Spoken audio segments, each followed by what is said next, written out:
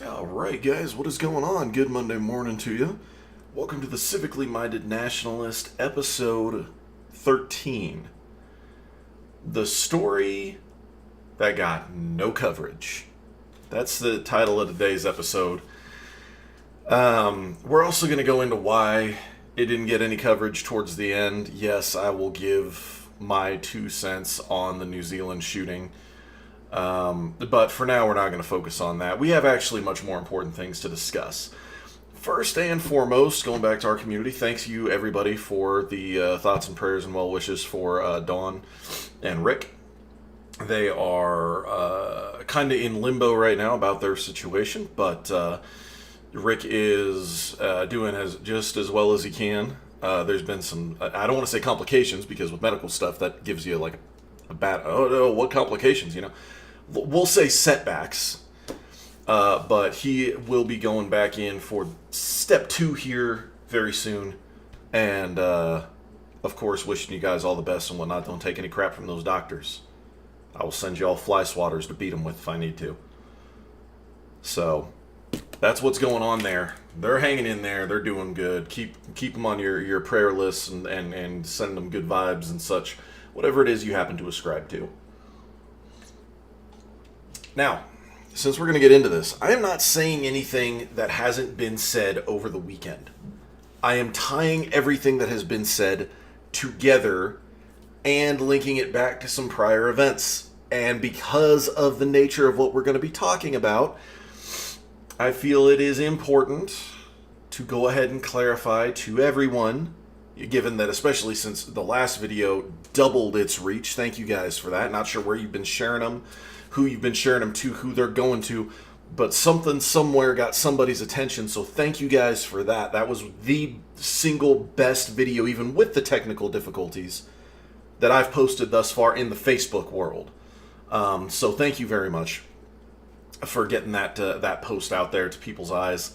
Hopefully, if people see enough of these posts, they'll start deciding that it's worth checking out on the YouTube side of things, and we'll see what happens. That being said, here's my disclaimer for today. I will say Jack Smith under the alias here. I am in good health. I am in outstanding mental health. My vehicle is PMCS, what the heck? It's been too long, apparently, since I've done a PMCS here. I don't know what that was about. That was my brain just completely. That means my vehicle's well taken care of. I just did a tune-up. Everything's good to go on my vehicle. I am not suicidal. I have no intention to shoot myself in the back of the head 3 times. My heart is fine. I'm trying to think of anything else I can disclaimer this with. Just to be on the safe side. One can never be too safe. I figure if corrupt FBI agents are allowed to have insurance policies, then so am I. Let's talk about the Strzok page testimony that apparently never was, because nobody's covering this and nobody's doing the implications behind everything that ties in. And already I have to correct myself. I know Sean Hannity has talked about it some. I get that. He is not tying it together the way it needs to be tied together, at least not in the parts that I've been able to watch. I admit I haven't been able to listen to a whole radio episode or a whole Sean Hannity show or anything like that. None of it, but the parts that I've seen, he's not tying all this together. So if you missed it, some more of the Strzok page testimony has been released, heavily redacted still, but released. And there are some very major implications. Please remember that the FBI has been claiming this entire time that this dossier had nothing to do with their investigation. This dossier did not play a part in launching this investigation. That's been their claim the whole time. Schiff actually, as a matter of fact, wholeheartedly, vehemently stated Christopher Steele's raw intelligence reporting did not inform the FBI's decisions to initiate its counterintelligence investigation in late July 2016. Late July 2016. Remember that. That's when they're saying this whole Operation Crossfire Hurricane thing kicked off, took place, began, happened, whatever you want to say. That's how this whole thing, that's the time frame for this whole thing according to them. Do not forget that. Because that is important. According to them, it's like September that they got this dossier information. And, of course, that's so key because with the Democrats, that's what they're saying gives this whole thing validity. Everything is fine because these things do not cross. So Strzok says the Clinton lawyers came to an agreement at some point with the DOJ to not pursue any charges. And the DOJ subsequently went to the FBI and said, don't press any charges because we are not going to prosecute any charges. And the FBI says, okay. He was asked to repeat this and reiterate this in multiple different ways, something on the extent of like 4 different times. And every time he validated, yeah, that's what happened. The Clinton lawyers and the DOJ got together. This would be Loretta Lynch at the time. Got together and came to an agreement that there were going to be no prosecutions. At the same time, they came together. The reason being is because they came to this quasi-agreement about whether or not everyone was going to have access to the emails on this server. And remind you, the initial claim about this is that the emails on this server are a mixed bag of non-important stuff. Clinton Foundation stuff that you guys don't need to see, and this stuff that you guys don't need to see, and that kind of stuff. At the time that these meetings were taking place, they were still telling us that there was nothing classified on the server. We already caught them in that lie, and we have proven, as a matter of fact, out of some of the stuff we have recovered, yes, there was classified and sensitive information on this server. That means you broke the law, period. Prior service here, maintained a security clearance. If I had had classified or previously classified information on anything, I would be in Leavenworth right now, period. That's how it is. Knew somebody who went to Leavenworth because he had the wrong type of information on the wrong type of computer. So, you have these situations going on concerning the agreements that the DOJ and the Clinton lawyers came to. You're not going to have access to all the emails, and we're not going to pursue charges. They relay that to the FBI. The FBI says, okay. During the same investigation, Strzok is tied to some ugly backdooring, okay, concerning the dirty dossier. And everyone wants to sit here and go, Strzok didn't have anything to do with the dossier. You're jumping to conclusions. You're doing this, that, and the other, blah, blah, blah. Now, hear me out. Listen to this whole video and tell me you still think that Strzok doesn't have direct ties to this dirty dossier information. Strzok explained in his testimony that it is unusual, those were his words, unusual for cases to be handled, run from FBI headquarters. Typically, you have investigations that are run out of field offices, okay? In other words, he's sitting here openly saying, it's very, very unusual for what happened with this dossier, this what's been claimed, that this investigation was launched from headquarters rather than through field operations. That's important. Namely, because if this is the case,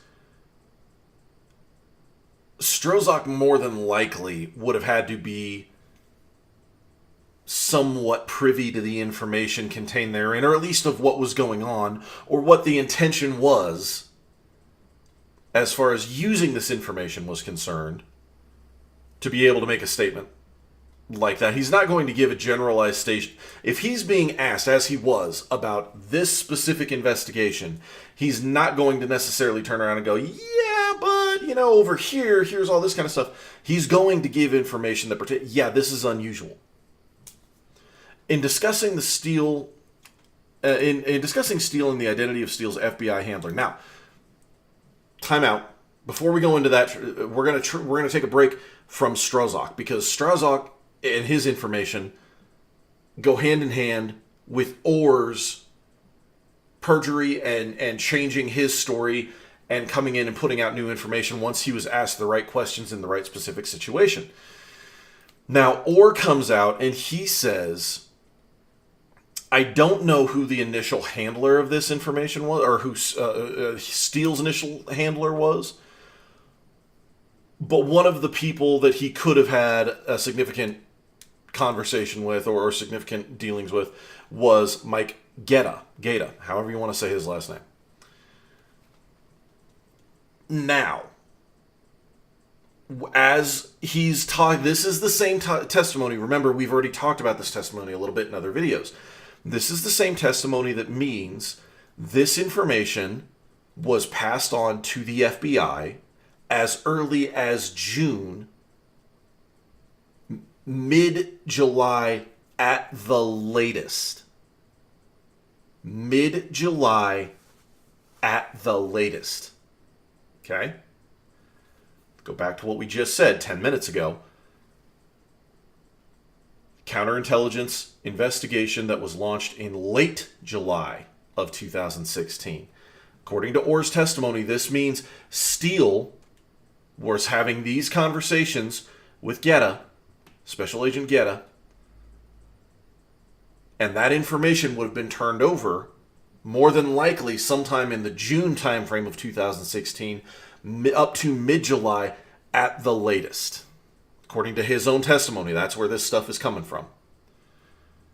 Now, later they say, we didn't get our hands on the actual dossier until later, but that's beside the point. The information was being reported up to the correct channels at these times. These time frames work. In response, a committee member noted that he was under the impression that one of the handlers for Steele was a New York assigned agent, or responded that Geta was from the New York office, even though Geta worked as an attaché out of Rome, or added that Steele provided 2 of his reports to Geta. That's coming from... Sorry, who is that coming from? That is from the Federalist Papers. Okay? This is the Federalist Papers reporting this stuff. Credit where it's due. Now, that is also key. Because, why? FBI headquarters, New York. All right? That's what's going on. That's where he's saying he's coming out of. Committee member called him out and goes, Geta's Rome. I thought you told us, and I thought it was our information, the information that was provided by your agency, was that his handler was out of New York. At which point they get Orr to have to admit, dang it, yeah, okay. Steele is out of New York. He was just an attaché out of Rome. For those with military background, that kind of stuff, that's like TDY. That's like temporary duty. They never change your duty station, but you go on location to deal with the responsibilities that are needed to be dealt with there. What does that mean? That means, going back to Strzok's information, when he said, this is an unusual way to do this, that's because this doesn't make sense. Why fly somebody from New York to Rome when you have assets in Rome who could have handled this? That's what he's referencing when he says having this this investigation handled directly from headquarters is odd. It should have been handled by that field office. They tried to backdoor it by making him an attaché to Rome to make it look like Rome was conducting it. But the fact of the matter is, if you're an attaché, you're not out of Rome. You're still, your office that you're working out of might be Rome, but you are still assigned to FBI headquarters. That is why Strzok, and this is all redacted, but I'm piecing together the redacted bits about these conversations by cross-referencing these 2 sets of testimony. What they did is they said, Orr said this. If Orr said this, how does that make sense? And he's going, yeah, you're right.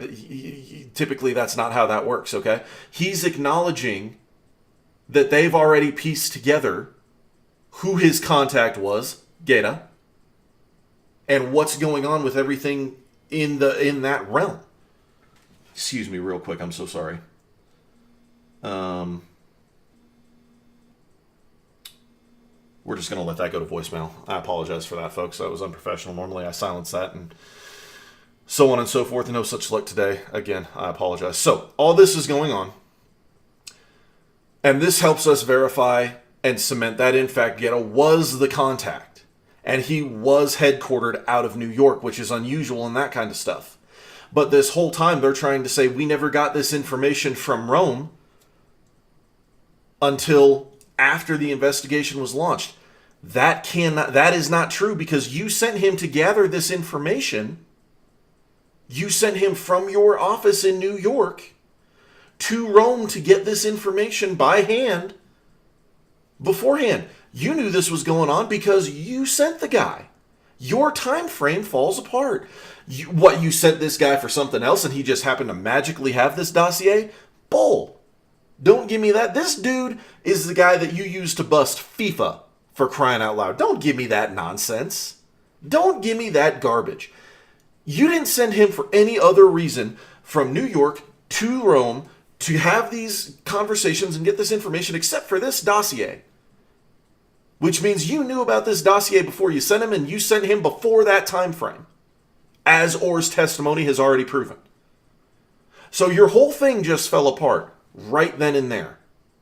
That means all these people are all tied together because of the conversations and this allegation that the DOJ and FBI came to an agreement that they weren't going to press charges because the DOJ and the Clinton lawyers came to an agreement that they were going to have access to the evidence.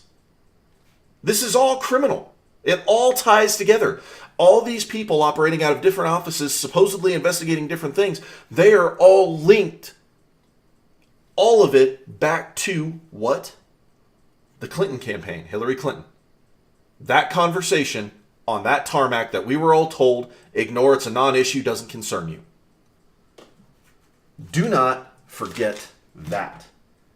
Because that is of the utmost importance at the end of the day. There is no question that illegal activities have happened at this point. The investigation is still ongoing, unlike the Russian witch hunt now, but the investigation into this is still ongoing. They're still digging and they're still coming up and saying, yep, these illegal activities happened. Keep in mind, as all this is going on, you have Page's testimony. And there was a lot of fluff and unimportant stuff from Page's testimony, but there were a couple of key things. Keep in mind, what Page testified to was that whistleblowers had come forward with evidence. But that evidence wasn't actually sorted, wasn't actually processed, wasn't gone through because her office's hands were tied. Why were her office's hands tied? Because the office that Strzok works in, Strzok works in, they have been told, we're not going to press charges. His office gets to her office, says, don't worry about the evidence because we're not going to press anything. Don't worry about it. Get rid of it. Evidence gets destroyed. You've got evidence being destroyed by the person who is subpoenaed, Hillary Clinton and her campaign. You have evidence now being destroyed by the FBI because they already knew we're not going to push anything. They knew practically months before anybody else knew what was going on. They knew they weren't going to push anything because that's when this conversation happened on the tarmac in that plane with Loretta Lynch. You might not like it, but that's the fact of the matter, folks. That's what's going on. This all ties back to that non-issue on the tarmac. When all of us who pay attention on a day-to-day basis went, whatever just happened in that plane should not have happened. I don't care what the conversation was. Those people should not be meeting behind closed doors in this environment. The reason that it happened there was because we don't even know who was fully on that plane. We don't know all the players involved who were in that plane. We don't know the names and everything like that. It was a situation where Hillary Clinton could control the audience, could control the situation, and maintain a grasp of the information being exchanged and making sure that she knew whose ass was going to be on the line when things finally fell apart if they all got called out. That's why that happened. You know, this whole time I've been wondering how Strzok and Page and all them are still alive, how they haven't maliciously committed suicide yet. It's Loretta Lynch who needs to actually be watching her back right now. She's about to have a heart attack or suffocate into her pillow or who knows whatever. She's about to get suicided. This is big. This all ties in to why is this going on? It's the relative question that anyone with 2 gray cells has at this point. You look at this and you go, why in the world would they not have pursued Hillary Clinton with this mountain of evidence, but they've spent 2 years, almost 3 years now, going after Trump when there's no actual physical evidence for anything? None. They've already told the Senate there is no evidence of Russian collusion. None. Am I supposed to believe now? Let's actually, we're going to go back to believing stuff. Just give me 1 second here. The fact of the matter is, all the players in all of these investigations, whether it was a legitimate investigation that was cut off or a false investigation that's been blown completely out of proportion, they are all tied back to Obama's DOJ and the Hillary Clinton campaign. The Obama's DOJ, who was responsible for covering up scandals like Fast and Furious. I could go on and on and on and on and on about the scandals that they've been involved in covering up, but I'm just going to put that one out there because that's one of the more prevalent ones. That's one of the more significant ones that happened. So you've got that. You've got that DOJ working with the campaign that swore they didn't buy out the DNC to steal the nomination from Bernie Sanders. This is the campaign that is now having to explain how it's possible that a Clinton foundation that received massive amounts of donations in 2015 suddenly has absolutely no money left over. It's all gone. Going back to that pay-to-play scandal that people have alleged. This is the same candidate who, during her time as Sec of State, was behind Uranium One, who told us Benghazi was caused by a video, who said, what difference does it make that my office failed to do absolutely anything, despite the fact that we have a time frame that goes back for 2 years of escalating acts of violence against this position, against this embassy. We knew a major attack was coming from the intel we got on the streets, but we did nothing, even though that's her office's responsibility to handle. All of these things and so much more. That's just the stuff you can confirm. That's stuff we know happened. That doesn't go into allegations. That doesn't go into having a mountain of evidence about certain things. The Clinton body count, for example. All of these things. Doesn't even touch any of those. Just what we can deal with tangible facts. And we're supposed to believe them rather than what basic human nature tells us to do. Folks, people typically don't lie unless they have a reason.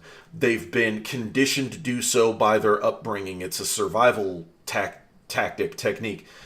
It's a psychological thing. It's, there's several reasons, sure, why people do lie without reason, but typically people don't lie without reason. The reality is that the only reason Orr and Strzok and Page and everyone up their food chain, everyone up their chain of command, everyone up their management branch, whatever you want to call it, the only reason all of them would continue to lie on both of these investigations is that it all goes back to corrupt dealings that pinnacled in that meeting, in that plane, on that tarmac. That's it. That's the only reason they have to lie about all of this. That's the only reason that they're having to change their stories, redact their lies, change their testimony, go from plan A to plan B over this course of time. Is because what happened in that plane was illegal, and subsequently everything that happened after that meeting was illegal. It's that simple. It all goes back to that. And what's happening, what the media is desperately trying to avoid you understanding, and me understanding, and them understanding, everybody in this country understanding, is that this faux witch hunt is crumbling and falling apart. They've got guys for everything but this. Money laundering, financial stuff, you name it. They've gone after everybody for literally everything else just to get the right names in the news. Has nothing to do with Russian collusion. That's all falling apart, collapsing in on itself. The bogus claim that people in the Trump campaign had leaked information, illegal information, and all that kind of stuff to different countries and whatnot. That's all falling apart. All of that is crumbling, and what is left is the fact that everything submitted here, the accusations, unfounded accusations submitted against the Trump campaign, are in fact going to end up being precisely what the Hillary campaign gets in trouble for. It's going to be that simple. And Putin the whole time is just sitting back going, I don't care if you do find out what actually happened. Doesn't bother me in the least. You know why? Diplomatic immunity. You can't touch this. You indicted a dozen Russians for running a social media campaign. I'm not extraditing them. Good luck. Not happening. What came of all that? Absolutely nothing. None of that holds up. It all gets transferred over to what's actually going on with Hillary Clinton. And here very soon, you're going to start seeing much more talk about this Uranium One scandal. Because all of that is going to get linked back to, I guarantee you, all of that is going to get linked back to the money that was in the Clinton Foundation. The payment, the backdoor payment, non-official government payment for that uranium that went to Russia went into Hillary Clinton's account in the Hillary Clinton Foundation. Pay to play is just the reason they're going to use to get that information out in the public. Just about that simple. I apologize. I've got mulberry trees blooming here, and man, does that get my allergies going something fierce. So, that's where we're at with everything on that level. Pretty major story, don't you think? Pretty doggone important.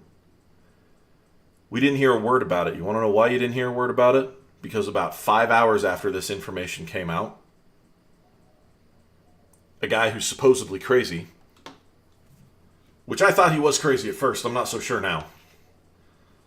Guy who's supposedly crazy shot up a couple of mosques in New Zealand.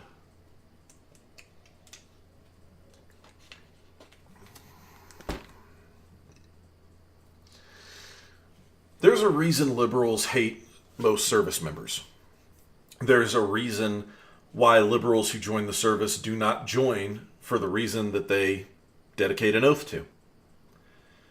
There's reasons for all these things. But a big one is that it's very, very difficult to argue against a veteran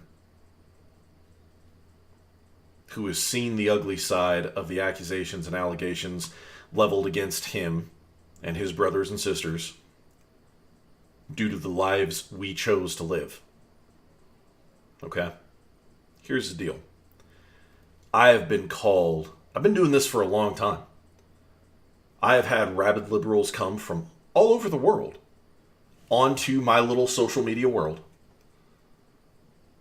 and attack me. I've been called everything. I've been called baby killer. I've been called warmonger. I've been called a corporate tool, blood for oil participant. The list goes on and on and on. If I had any feelings, they would be hurt. Thankfully, I do not. But the point is, I can sit here and I can take that and I can go, like, that's like your opinion, man. I can look at that. It doesn't bother me at all. You believe whatever whacked out nonsense it is you're going to believe. I know why I joined. I know why I chose to serve. I know why I made that oath.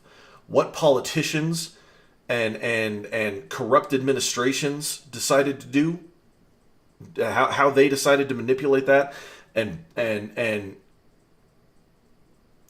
defile those oaths to the Constitution, I can't help that. If you've got a problem with how your service members are being used, the point is not to attack the service members. You know why? Because we don't get to decide necessarily what it is we go to do. We don't get to decide what the campaign is. We don't get to decide what the overall purpose is behind anything. That's taken care of with your politicians. And guess what, liberals? Your dirty politicians are just as guilty of it as anybody else sitting in that chamber. That's simple. You don't like it? I don't care. That's the fact of the matter. Yet you attack me and my brothers and my sisters, and you go after us because, as you guys like to quote, you guys live by the sword every day. I hope you die by the sword. I hope you have a horrible, painful, drawn-out death that when your loved ones read about it and know what happened to you, they will be mortified for the rest of their lives and scarred and all this kind of stuff. Yeah, I remember those conversations, guys. I remember those conversations, so don't give me that crap. Don't try to pacify it now. I remember you guys telling me that stuff, and I always will. My point in all of this is, you say I deserve these because, as you guys like to quote, you lived by the sword, I hope you die by the sword. What the heck do you think happened in those mosques? Now, I'm not going to address the conspiracy theories or anything like that. I follow quite a few of them. I do. I've paid attention to many conspiracy theories. Some of them I believe. Some of them are absolutely ludicrous. Some of them are somewhere in the middle. Just give you an example, Jade Helm. Jade Helm is one that's somewhere in the middle. The absurd claims being made, no, those are not true. I've had many a conversation with folks. I got a friend, Gary. I had a couple other friends that have we've gone our separate ways just because they got out of control about stuff. But I've had these conversations. No, you guys are laughing at the ridiculousness, the out of control allegations that are just preposterous. We all spent time in the military. We all did exercises. We all did trainings. Name one time when we had DHS squads going platoon by platoon. Name one time to gather information. Name one time where DHS operatives or DHS agents were watching our training to bring in their own information. Name one time when our point of contact for this operation, for this training, for this FTX, worked for the DHS rather than for DOD. Those are two entirely separate organizations that should never be mixed. Even in the event of an attack on our soil, the military will have their job and DHS will have their job. Two separate entities that should not be intermingled were intermingled for Jade Helm. That's where I fall in the middle of some of these things. I'm not going to address those because I don't know where I stand on all of this stuff. There's very interesting information coming out. I will tell you that much for sure. Is it a repeat of Sandy Hook? Yeah, people died, but none of the rest of it is honest? I don't know. Maybe. Maybe some people died. I have a hard time believing it's really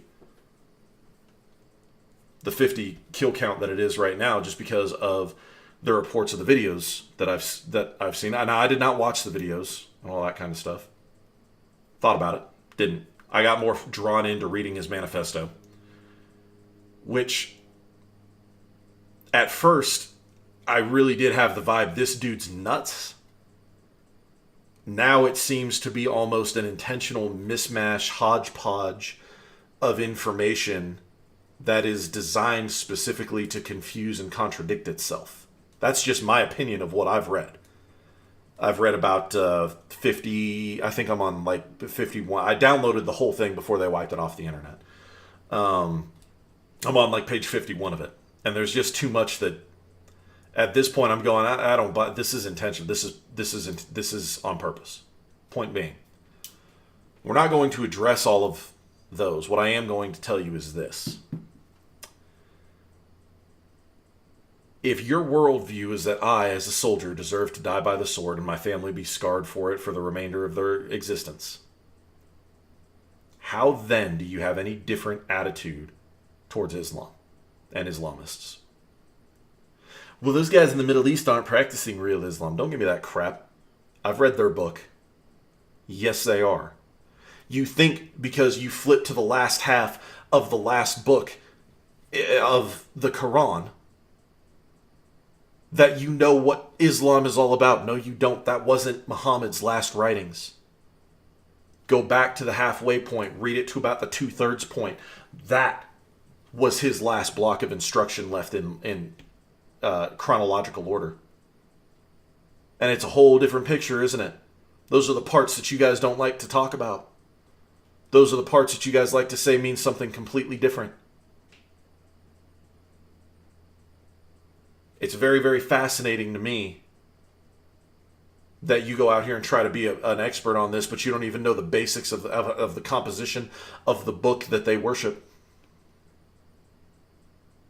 That they practice their cult, because that's what Islam is. It's a cult, not a religion. That's what it is. And that's the final lesson that was given. Enslave the infidel. Kill him wherever you find him. If he will not bow, enslave him. I've read it. I know what all that is, folks. So if you're going to come at me, liberals, and my brothers and sisters, and try to tell us that we deserve to die by the sword, then why are you batting an eye for anybody who practices Islam? Whether they're jihadists or taqiyists, I don't care. They're practicing Islam. The rest of it doesn't matter to me. I don't care how nice you think this one social media personality is who's an Islamist. I don't care how great you think that they can be contributing to society. I don't care about any of that. None of that. I know what their cult teaches them to do. I know that their cult insists that they lie about their true purpose in order to subvert the infidel. I know these things, guys. I've read it. I've watched people that you liberals and moderate fence riders have tried to tell me are good, honest people who happen to practice Islam. And I've watched over a few short years their real side after they get publicity, after they attain a level where they cannot be touched, where they are above rebuke. I've seen them show their true colors time and time again. These people live by the sword. And for me, here's where the difference is. I have no problem being a good person who is comfortable with violence so that I might protect my loved ones and my way of life. I have no problem with that. I'll sit down and debate it with you until we're both blue in the face and it's 2 a.m. and we can't even form coherent sentences because we're so tired. Happily. I got no problem with it. There are ugly sides to that life, but there are also very many virtuous and positive aspects of that life. Without people like this, we cannot have this society, the opportunities it brings and it creates. We can't have it. We have to have people who are comfortable with violence. It's the bottom line. That's where I stand on it. Islamists will turn around and try to tell you how peaceful they are. They will try to tell you it's all love and butterflies. They will try to tell you, we don't practice Islam like that. That's not true Islam. Don't worry about that entire third of the book. They will backdoor, subvert, BS their way out of any corner you try to box them into. And when they finally can't get out of the theological debate, they will sit there and they will smile at you, because they know if they just stop talking to you and they don't give you the answer, they don't give you the truth, you have nothing to go on. You will both sit in that room staring at each other. They know that you know the truth, but they're never going to acknowledge it. Those are the people that are dangerous. Why? Because you don't realize what they're trying to do until it's too late. Live by the door, or live by the sword, die by the sword? Fine. If that's your theory about it, if that's your attitude towards it, no problem. I don't have a problem with it either. But you better be ready to live by the sword and die by the sword if that's the practice that you're going to have. No question. In the meantime, the recent kill count of Christians murdered by Islamists in Africa, in the most recent, meaning last couple of weeks, is 280. 44 of which were in a church. You don't see that on the news. Why? It doesn't fit the narrative. It isn't what they want you and I to be outraged about today. Last couple of years, thousands and thousands and thousands of Christians. And even just non-practicers. People who don't affiliate to any of the major religions. Murdered by Islamists in Africa. And those numbers are way underreported. Because quite frankly, we don't know about every little tribe that they run up on in their genocide. We don't. It's a fact of the matter. We don't have a clue what the actual numbers are. We're just going off what's being reported. So, for me, concerning the killing in New Zealand, there's no empathy. And no, I don't buy the official story. I don't buy the full-on conspiracy theories either, but the truth is somewhere in the middle on this. I guarantee it. I guarantee it. This dude did... See, and there goes my fidgeter. Now I'm going to be off my train of thought. This dude, this shooter, did not go travel Europe for the better part of a decade. Some reports say 7 years, some reports say 9.